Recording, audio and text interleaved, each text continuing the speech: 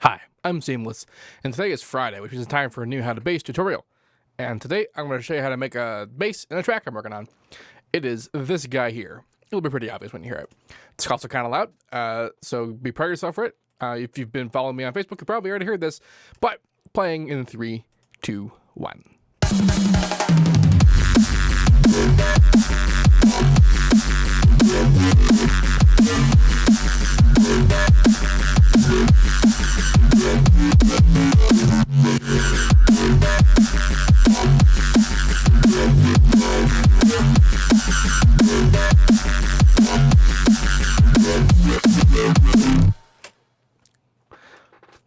Doop, doop, doop.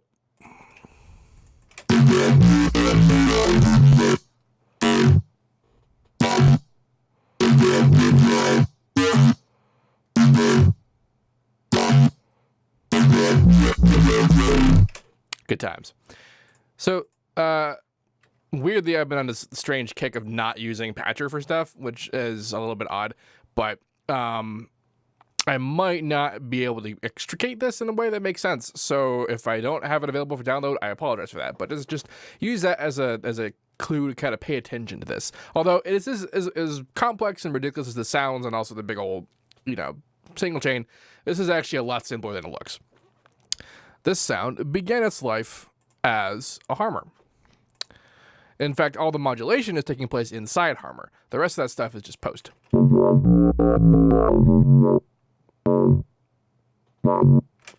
So what's happening here is there's a bandpass filter, and the two things that I'm modulating are the bandpass filter and the mix between the saw and square harmonic distribution. Let's go on up here. This doesn't look like a saw or a square because I believe I screwed with the local EQ. Yeah, that's what's up. So here's actually where the magic comes from for this particular sound. I kind of did this by accident once upon a time, and what's happening here is that we're accentuating particular harmonics in the series, and when it gets passed over with the bandpass,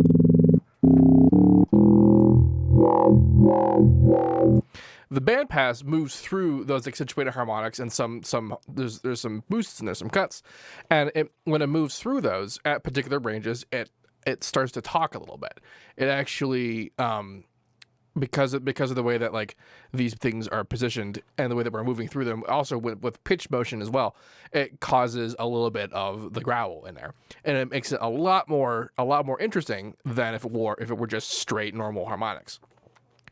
And then it's also moving between saw and square, so like we have soft, sort of like straight up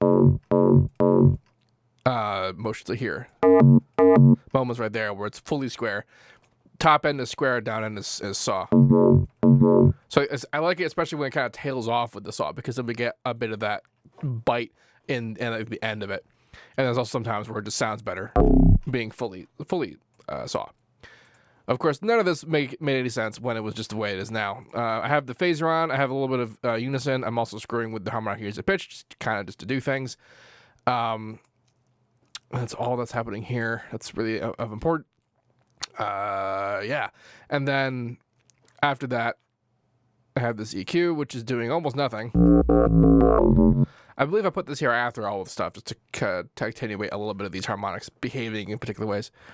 Of course, for some stereo-ness before the distortion. And here's distortion. And this is where it starts to matter more, because this harmonic distribution that's irregular as a result of the local EQs pushing it like that is what gives us, when you push down into distortion, it's what, like the play between harmonics, because some of them are higher than others, and then it pushes others and it gives it the different harmonic profiles as a result, is what causes all this to work this way. And then an EQ to make it sound neuro-y by putting a big old hole at the 500 hertz range. Like that by itself is really what...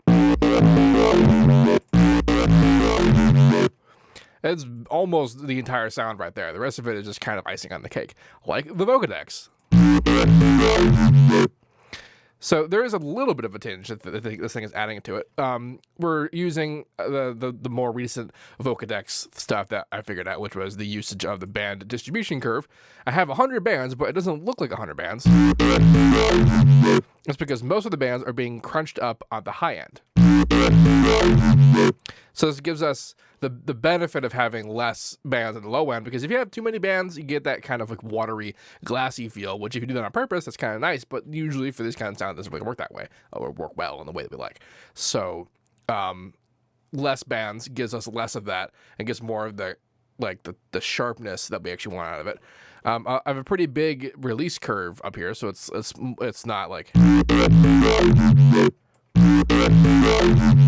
There's a show difference between that. And I just brought the pitch down. I don't think I'm doing anything on the modulator pitch shift. I've been doing a little bit, but not a lot.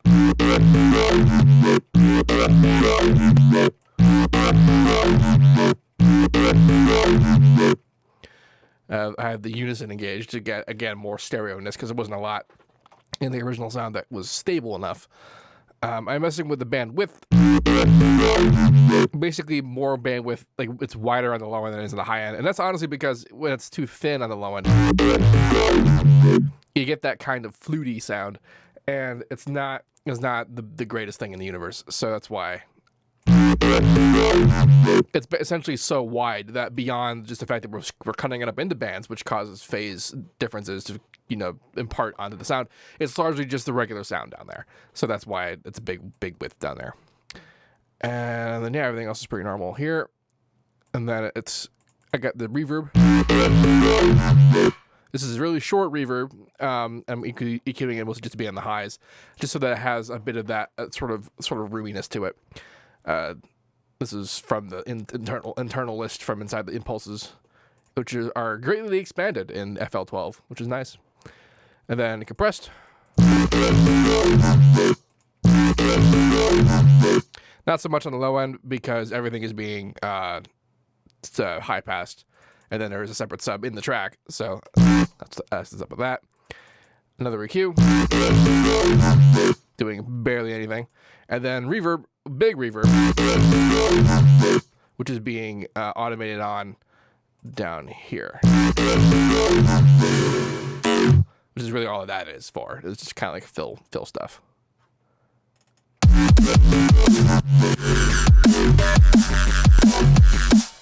I just realized I have the side chaining still engaged when there's no sound, which is interesting. I don't know if I want to keep that or not. I don't know. This whole song was mostly an exercise in me exercising simplicity. But at the moment, there's only two basses in here. This kind of weird ringy thing actually was supposed to be a bass, but I didn't like it. And the main thing is pretty far away from the usual complexity that I like to do, but I was inspired by older noisier works and then also newer stuff from people like Barely Alive, and I was thinking like it really worked out better for it to be something that's a bit more contained, like just because the groove is important too, and I like the groove of this so far, which is pretty okay.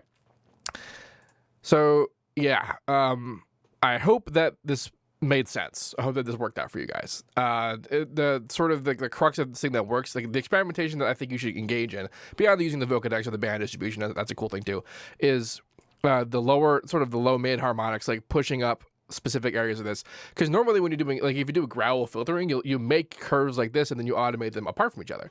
And we are doing a little bit of that by having these here and then having the band pass happening on top of that. That's kind of creating almost a little bit of that behavior. So experiment with that. And you could do this with Harmony, just not with Harmony. Like you could just have it on the regular EQ with the big stuff happening down here.